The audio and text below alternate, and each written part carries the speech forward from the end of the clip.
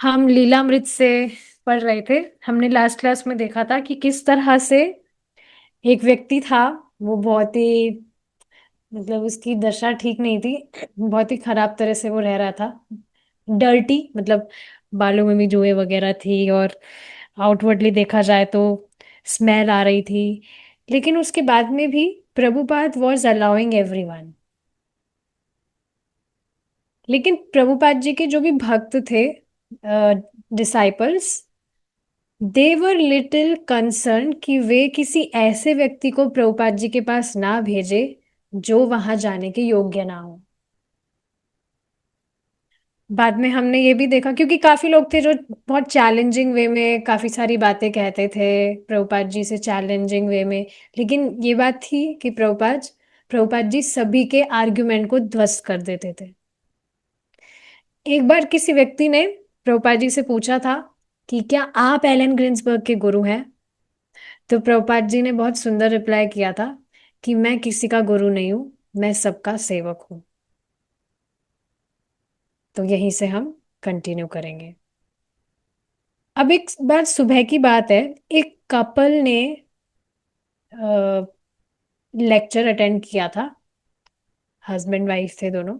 उन्होंने lecture attend किया था, और वो जो महिला थी, वो अपने साथ में एक बच्चे को भी टांग कर लाई थी। बच्चे को साथ में लेकर आई थी। और वो जो उनका हस्बैंड था, वो पीछे एक बड़ा सा बैग उसने पहना हुआ था। अब उस समय जब क्वेश्चन आंसर का टाइम आया लास्ट में लेक्चर के बाद में, तो उस व्यक्ति ने पूछा कि मेरे मन का क्या। तो प्रभुपाद जी ने उसको फिलोसफिकल रिप्लाई दिए। पर वो बार बार एक ही बात पूछता रहा, लेकिन मेरे मन का क्या, मेरे मन का क्या, व्हाट अबाउट माई माइंड। फिर प्रभुपाद ने एक बहुत ही दया भाव में, जैसे आप किसी से बात कर रहे हैं, और देखिए, आप किसी से भी किसी भी तरह की बात कर रहे हैं, तो आपके फेस के एक्सप्रेशन से भी मालूम चल जाता है कि आप सामने वाले से किस इमोशन के साथ में बात कर रहे हैं। हंसी मजाक के में मूड में बात कर रहे हैं, कि गुस्से में बात कर रहे हैं, या दया वाले भाव से कर रहे हैं। तो प्रभुपाद जी ने दया भाव से उस व्यक्ति को कहा, मेरे पास में और कोई दवा नहीं है। आप प्लीज हरे कृष्णा महामंत्र का चैंटिंग करिए। मेरे पास में और कोई इसका उत्तर नहीं है। मैं इसको और एक्सप्लेन नहीं कर सकता हूँ। इस पर देखिए, आज मैं विचार कर रही थी सुबह कि अभी जिस स्थिति में मैं हूं, या कोई भी भक्त है, जिस तरह से अभी एकदम क्लियरली हमको दिख रहा है कि हमें भगवान की भक्ति करनी है। इससे मुझे एक बात मैं याद कर रही थी, तब ये मुझे बात याद आ रही थी। जैसे, पता नहीं बताना चाहिए नहीं, बता देती हूँ, कोई सुनेगा तो नहीं। क्लास, मेरा जो भाई है, उसको किसी ने कॉम्प्लीमेंट किया था उसकी हेयर स्टाइल को लेकर। तो वो घर पे बता रहा था कि ऐसे ऐसे उसने मेरी तारीफ की है। तो मैंने उसको कहा that are you this here, क्या तुम ये बाल हो। उसका मूड खराब हो गया एक्चुअली, आई गेस। फिर मैंने उसको, जब मैंने उसको देखा कि अरे इतनी सी बात पे इसका मूड क्यों खराब हो गया, हंसी में टाल देना चाहिए था। बट लेटर मैंने अपने आप को उसकी स्थिति पे रखकर देखा कि अगर अभी मैं उस सिचुएशन में होती जिसमें मुझे भक्ति के विषय में कुछ भी नहीं पता। पहले के दिन मैं याद कर रही थी, when I was also absorb so much into makeup and this and that. और अगर मुझे कोई उस समय कह देता ये बात, तो मुझे भी खराब लगता, क्योंकि मैं तो अपनी पहचान शरीर से कर रही हूँ। मैंने तो कुछ शास्त्र वगैरह नहीं सुना। तो मैं सच में इस पे देख रही थी कि अभी ये कन्विक्शन आया है कि मुझे ये नहीं करना है, मुझे सिर्फ भगवान से रिलेटेड चीजें करनी है। ये महामंत्र चैंटिंग करने से चित्त शुद्ध हुआ है, उसका ही प्रभाव है। नहीं तो शास्त्र की बात तो जो हम सुन रहे हैं वही हम किसी और को भी सुना रहे हैं, पर सामने वाले को तो वो बुरा लग जा रहा है, उसको कुछ भी अच्छा नहीं लग रहा है उसमें। तो ये चैंटिंग का बहुत बड़ा खेल है। किसी भी व्यक्ति को आप कुछ भी फिलॉसफी बताने लगेंगे, आप बात बता रहे सही है, लेकिन क्योंकि उसने जाप करके अपना उसका भी चित्त शुद्ध नहीं हुआ है, चित्त में अभी इतना कंटैमिनेशन है, इतना आवरण है, तो उसको वो कुछ बात समझ आएगी नहीं, बाउंस कर जाएगी उसके ऊपर से। तो यहाँ पर भी ये व्यक्ति बार बार कह रहे थे, मेरे मन का क्या, मेरे मन का क्या। फिर प्रभुपाद जी ने बहुत ही करुणा में भाव से उनकी तरफ देखकर बोला, मेरे पास और कोई दवा नहीं है, यू प्लीज चैंट दिस हरे कृष्णा। मेरे पास में और कोई एक्सप्लेनेशन नहीं है और कोई उत्तर नहीं है। लेकिन फिर भी वो व्यक्ति अपने मन के विषय में बात करता रहा। फाइनली वहां पर उपस्थित भक्तों में से एक महिला बीच में बोली कि जो स्वामी जी ने कहा है तुम बस वो करो, ट्राई तो करके देखो। फिर प्रभुपाद जी ने अपने करताल उठाए और कीर्तन करना शुरू किया। तो इस तरह से आप देखेंगे अलग अलग तरह के लोग वहां पर आते थे। अब एक बार शाम की बात है, एक जो व्यक्ति था, एक मतलब बच्चा सा, मतलब एक लड़का था, वो बहुत जोर से चिल्ला उठा लेक्चर के दौरान।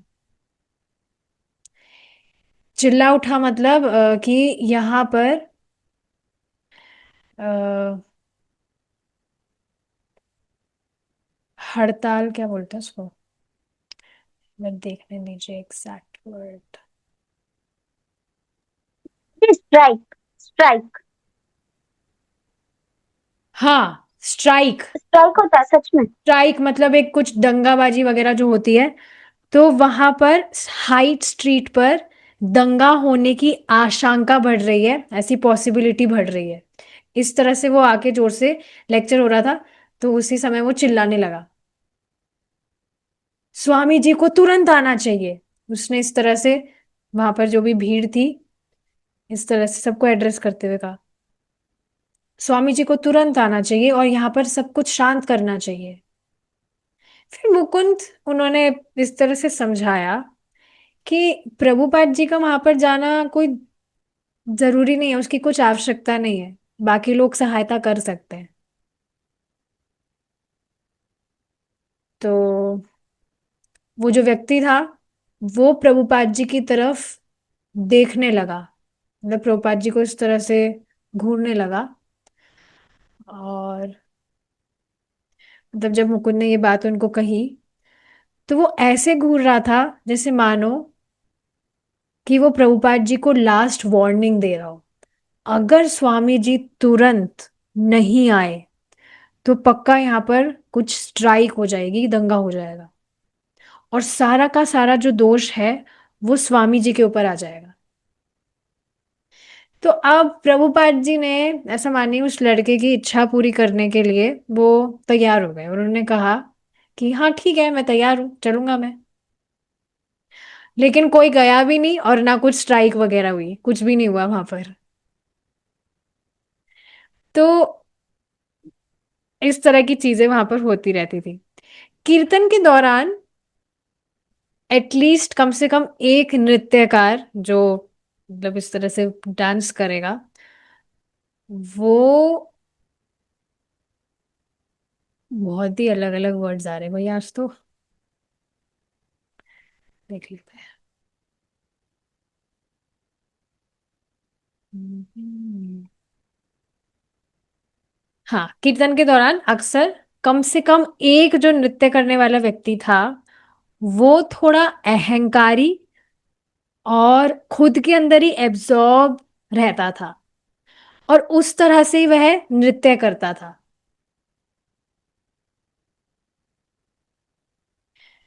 समझ रहे इस बात को, मतलब इस तरह से नृत्य करने वाला कि बस कोई सामने वाले से कुछ भी लेना देना नहीं है, अपने आप में वो मस्त कीर्तन कर रहा है, और इस तरह का कीर्तन जो सामने वाले को डिस्टर्ब करे। कभी कभी तो उसकी हरकतें इस तरह से हो जाती थी, इतनी ज्यादा आ, पार हो जाती थी, सीमा पार हो जाती थी, कि प्रभुपाद जी उसको रोकने के लिए कहते थे कि भाई रुक जाओ, इसको रोको। तो एक बार क्या हुआ था, शाम की बात है, जब प्रभुपाद जी नीचे आने वाले थे, ये वही है जो आपने सुना है पहले भी, प्रभुपाद जी एक बार नीचे आए उनके अपार्टमेंट से, तो वहां पर एक लड़की थी कीर्तन के टाइम पर, और वो मिनी स्कर्ट पहनी हुई थी उस समय।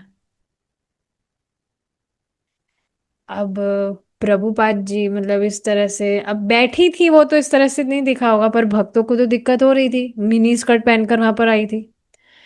तो अब एक जो भक्त था वो पर गया प्रभुपाद जी के पास, और प्रभुपाद जी को उसने सब कुछ बताया। तो प्रभुपाद जी ने कहा कोई बात नहीं, let her use her energy for Krishna. मैं बहुत जल्द आऊंगा नीचे, और मैं देखूंगा क्या है।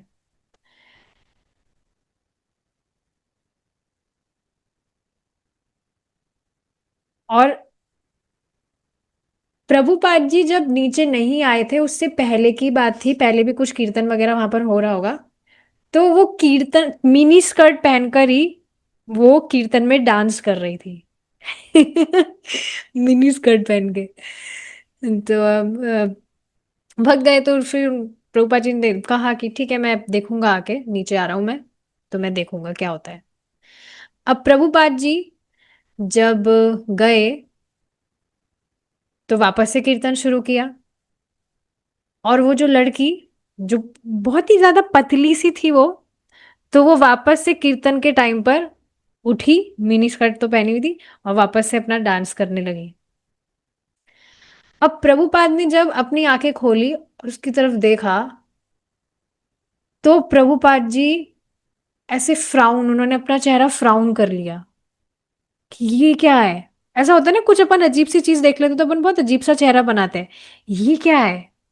तो उस लड़की को देखा, और अपने भक्तों को भी देखा, मतलब वहां पर जो भी प्रभुपाद जी के शिष्य थे, और उनके चेहरे से ऐसा प्रतीत हो रहा था that he was not happy. मतलब थोड़ा इस तरह से ही वॉज डिसप्लीज्ड बेसिकली।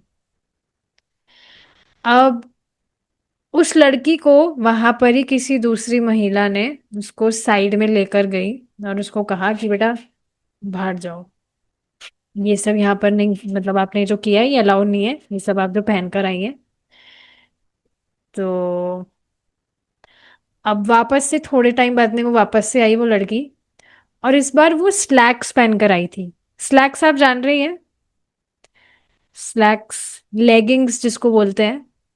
तो वो टाइट सी स्लैक्स पहनकर आई थी, और वापस से बहुत ही अजीब से वे में वो डांस करने लगी। अजीब सा वे आप समझ लीजिए, थोड़ा ऐसे तरह का डांस जो थोड़ा सिड्यूसिव वे में हो।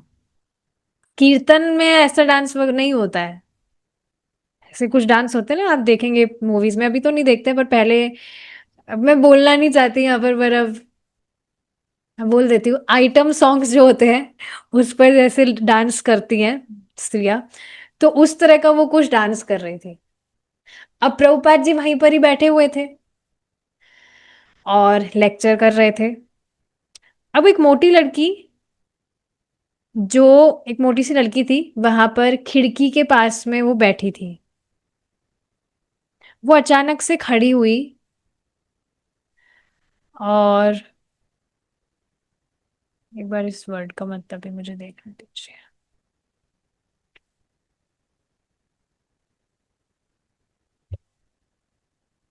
हाँ, मोटी सी जो लड़की थी वो अचानक से खड़ी हुई, और वो चिल्लाने लगी, क्या आप बस यहीं बैठे रहेंगे। चिल्लाने लगी वो, अब आप क्या करेंगे, क्या आप कुछ नहीं बोलेंगे, आप क्या करेंगे, आप कौन है।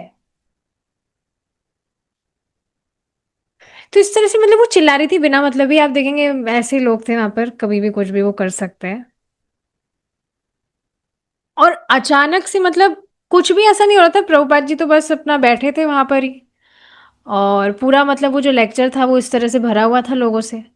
तो वो अचानक उसकी ये जो हरकत थी वो अचानक से इस तरह से थी, अचानक से उसने इस तरह से बर्ताव किया, और उसकी जो बातें थी वो इतनी तीखी थी, मतलब बहुत ही शार्प वे में वो बोल रही थी, जो कटु कटु लगती है सुनने में। तो बस सब उसको सुन रहे थे, सब शांत थे, किसी ने भी कुछ भी नहीं कहा, कोई प्रतिक्रिया नहीं की, बस वो जो कह रही थी बस चुपचाप सब वहां पर बैठे थे। और प्रभुपाद जी ने भी कुछ रिएक्ट नहीं किया, ही वॉज जस्ट सिटिंग, चुपचाप ही बैठे रहे थे प्रभुपाद जी। बिल्कुल भी डिस्टर्ब नहीं हुए प्रभुपाद जी, जो भी वहां पर इस तरह से हुआ। लेकिन उनके पास जो भक्त बैठे थे वो इस तरह से बात कर रहे थे कि ये घोर अंधकार है, इस तरह से ये जो रिएक्ट कर रही है बिना मतलब कुछ बात नहीं, कुछ काम नहीं। So it is the darkest of darkness.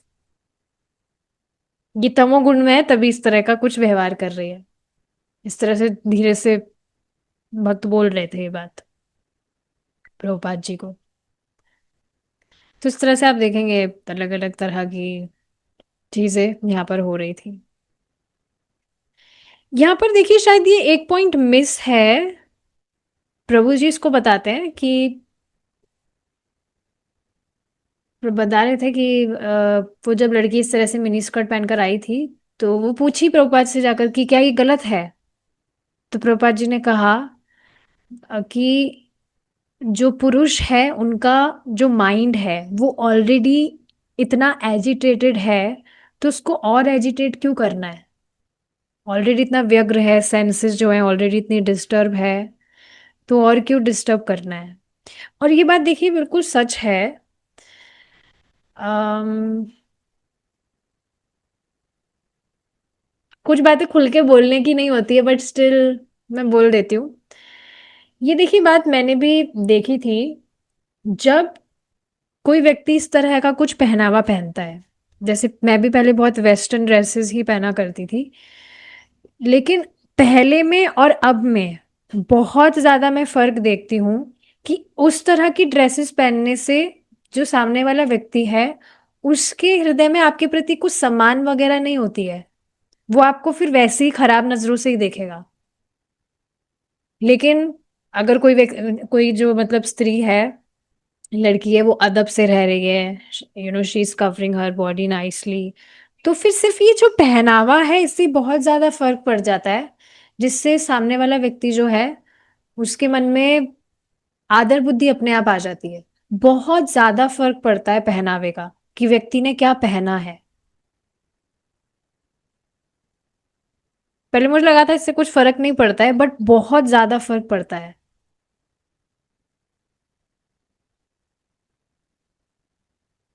तो कोई भी मतलब इस समय जो भी जैसा भी कपड़ा वगैरह पहन के घूमती है लड़की आजकल, तो उससे कोई भी व्यक्ति, सिर्फ पुरुष की बात नहीं है, जो आंटी जी टाइप की जो भी मतलब आंटी जी होती है या जो लेडीज होती हैं, वो भी बहुत बातें बनाती है कि कैसा कपड़ा पहनती है वो। इंडिया में तो स्पेशली बहुत चलता है ये, क्योंकि ये इंडियन पहनावा नहीं है, वेस्ट से आया है। कल्चर नहीं है। हम्म। इंडियन कल्चर नहीं है। यस, इंडियन कल्चर नहीं है, ये इंडियन पहनावा नहीं है। तो हाँ, कोई भी मतलब रेस्पेक्ट वाली दृष्टि से नहीं देखेगा जो भी इस तरह का कुछ पहनावा पहन रही है। तो ये सारी चीजें हैं, आगे देखेंगे। दूसरी रात्रि जब प्रभुपाद जी वापस से प्रवचन कर रहे थे, तो एक लड़का खड़ा हुआ और प्रभुपाद जी के पास में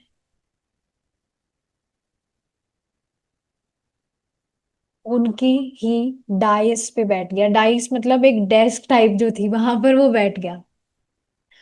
और जैसे आप समझ रहे हैं, जैसे मैं यहाँ बैठी हूँ और मैं क्लास कर रही हूँ, यहाँ पे सब भक्त बैठे हैं, अज्यूम कर लीजिए। और इस टेबल पर जो ये लैपटॉप रखा है उस पर आकर वो बैठ गया कोई व्यक्ति। और अब जिस फेस, जैसे मेरा फेस इस तरफ है, तो उसी फेस को करके वो ऑडियंस की तरफ फेस करके वो बैठा है। और प्रभुपाद को बीच में वो बोलता है कि मैं कुछ कहना चाहूंगा, अब मैं कुछ कहना चाहूंगा।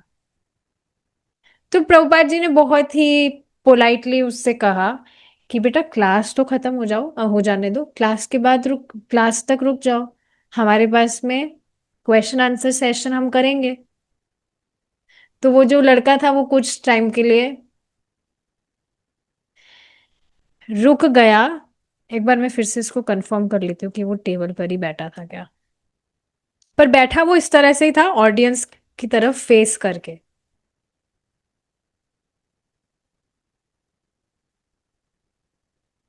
ठीक है, तो टेबल पे नहीं, पर प्रभुपाद जी की जो गद्दी थी उसके बिल्कुल नजदीक बैठ गया। जैसे यहाँ पर मैं बैठी हूँ, मेरे पास में यहाँ पर कोई बैठ जाए, या प्रभुपाद, आप प्रभु जी क्लास कर रहे हैं और प्रभु जी दिख रहे हैं हमें स्क्रीन पर, और प्रभु जी के जस्ट सामने पास में आकर कोई बैठ गया और इस तरह से वो कह रहा है, अब मैं कुछ कहना चाहूंगा। तो ऐसा कुछ हुआ था।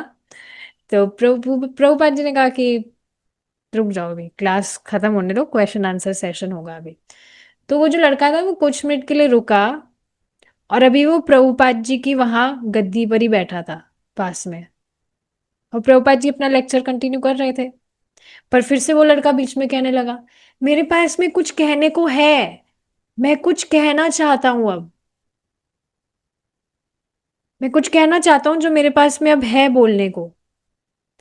तो जो भी भक्त वहां बैठे थे, ऑडियंस, वो देखे उसकी तरफ और बहुत ही सरप्राइज थे कि ये क्या, कैसे व्यवहार कर रहा है ये, और ऐसे सोच रहे थे कि प्रभुपाद जी ये जो मैटर है इसको संभाल लेंगे, कुछ भी डिस्टरबेंस वगैरह क्रिएट नहीं करना चाह रहा था कोई भी। तो किसी ने भी वहां पर कुछ भी नहीं किया, वो सब वहां पर बैठे ही थे, और वो जो व्यक्ति था वो बीच बीच में इस तरह से कुछ बोले जा रहा था। फिर बाद में प्रभुपाद जी ने अपनी करताल उठाई, और प्रभुपाद जी ने कहा चलो अब कीर्तन करते हैं, चलो अब थोड़ा कीर्तन किया जाए। अब वो जो बच्चा था, वो जो लड़का था, वो अभी भी वहीं पर ही बैठा था कीर्तन के दौरान भी, और पागलों की तरह वो देख रहा था सबको, और प्रभुपाद जी को भी देख रहा था इस तरह से, जैसे कुछ एलियन टाइप्स वाला जैसे देखा जाता है ना कि ये क्या चीज है, ये क्या हो रहा है, उस तरह से वो आ, उस वे में वो देख रहा था। कभी कभी प्रभुपाद जी को वो ऐसे वार्निंग वाली निगाहों से देख रहा था, धमकी भरी आंखों से, कि बोलने नहीं दिया ना, रुक जाओ। फिर अब आधा घंटे बाद में कीर्तन रुका, और प्रभुपाद जी ने एक एप्पल काटा छोटे छोटे टुकड़ों में, क्योंकि प्रभुपाद जी ऐसा करते ही थे हमेशा ही। तो इस बार भी प्रभुपाद जी ने अपना वो एक एप्पल काटा, और फिर एक हाथ में उनके चाकू था और दूसरे हाथ में उनके एप्पल था, और उस एप्पल का पीस उन्होंने उस लड़के को दिया। अब उस लड़के ने फिर से प्रभुपाद जी की तरफ देखा, फिर उसने एप्पल की तरफ देखा और चक्कू की तरफ देखा। पूरा का पूरा जो रूम था वो एकदम शांत, pin drop silent. Prabhupada ji भी एकदम ऐसे बैठे हुए थे, कुछ हिल रहे नहीं थे, मोशनलेस बैठे हुए थे, और उस लड़के की तरफ मुस्कुरा रहे थे, लो बेटा एप्पल। फिर कुछ समय बाद में अ, वो जो बच्चा था, वो वहीं पर इस तरह से बैठा था, मतलब ऐसे कुछ हो नहीं रहा था वहां पर, वो ऐसे ही बैठा बैठा देख रहा था। लेकिन फिर उसके बाद में कुछ टाइम बाद में उस व्यक्ति ने, उस लड़के ने अपना हाथ आगे बढ़ाया, और फिर उसने जैसे ही प्रभुपाद जी से वो एप्पल स्वीकार किया, एप्पल का पीस, तो फिर सबको थोड़ी शांति मिली। हाँ, सबने ऐसे साय किया, हाँ चलो फाइनली। ये जो बच्चा है, इसने एप्पल लिया और कुछ उसने कुछ गड़बड़ नहीं की। तो इस तरह से आप देखेंगे बहुत सारी अजीब अजीब चीजें यहाँ पर हुआ करती थी। आप सोच रहे होंगे ये क्या क्या चीजें हैं यहाँ पर हाँ, ये सारी चीजें हैं बताने के लिए कि कैसे कैसे तरह के लोग आते थे, but still Prabhupada was unwavering, he was like शांत एकदम, कुछ नहीं, होने दो जो हो रहा है वो। कि प्रभुपाद जी अवगत थे सभी चीजों से, सभी तरह के कैसे कैसे तरह के लोग वहां पर है। मैं इस पर ये विचार करती हूँ कि कम से कम हमारा ऐसे लोगों से तो मिलान नहीं होता ना, जो इतने ज्यादा दिमाग से एकदम पैदल हो। But see how Prabhupada was handling everyone. ठीक है, अब हम यहाँ पर रुकेंगे, आगे का डिस्कशन हम कल करेंगे। Thank you so much for joining. Will meet tomorrow if Krishna is willing. Srila Prabhupada की जय। हरे कृष्णा।